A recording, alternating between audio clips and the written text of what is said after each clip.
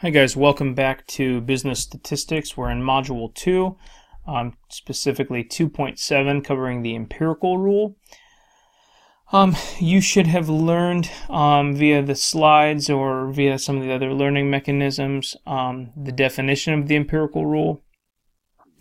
And yeah, the empirical rule at its core is that for any bell-shaped curve, roughly 68% of the data points will lie within one standard deviation of the mean, or 95% of the data points will lie within 2 standard deviations of the mean, and then furthermore, within 3 standard deviations of the mean, 99.7%. Of all the data will lie there. Okay, so I'm going to go ahead and just draw that real quick to give you an idea what that looks like. Okay, let's see if I can draw here. So we've got our bell-shaped curve. We've got some mean right here. Okay, some population mean, we'll say. And we have some standard deviation here. We've got another standard deviation here, and another standard deviation here. One here, one here, and one here. All right, so if we know that each of these lengths are standard deviation lengths, we could say that this is positive 1 standard deviation away from the mean. This is a total of 2 standard deviations away from the mean in the positive, and that's 3. Furthermore, this is -1, -2, and -3.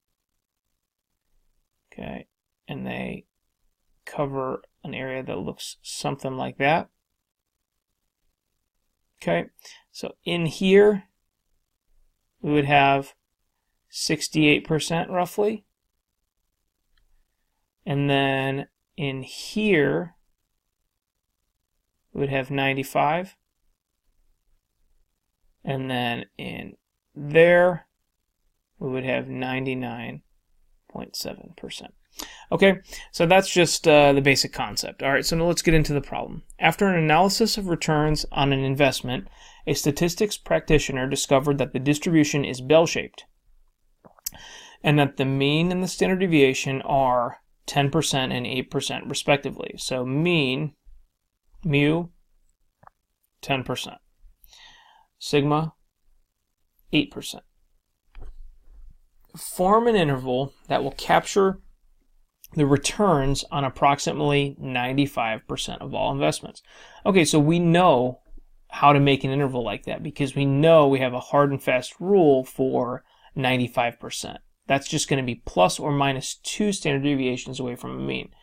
So we can just make that interval. So on the bottom end, we have something, and then on the top end we have something. So this is interval notation. We've got a bracket, a comma, and a bracket. Okay, so then on the bottom end we're looking at mu minus 2 sigmas, so 2 standard deviations. On the top end we're going to be looking at mu plus 2 sigmas. Why are we using 2 sigmas? We're using 2 sigmas because in our empirical rule, plus or minus 2 sigmas or plus or minus 2 standard deviations is what's going to yield us that 95% of the data in the bell curve. All right, so now we just plug in the numbers that we have. We have 10% minus 2 times 8%, comma, 10% plus 2 times 8%. Okay. So 10% minus 16% is going to be a negative 6%. And 10% plus 16% is going to be a positive 26%. So these are stock returns.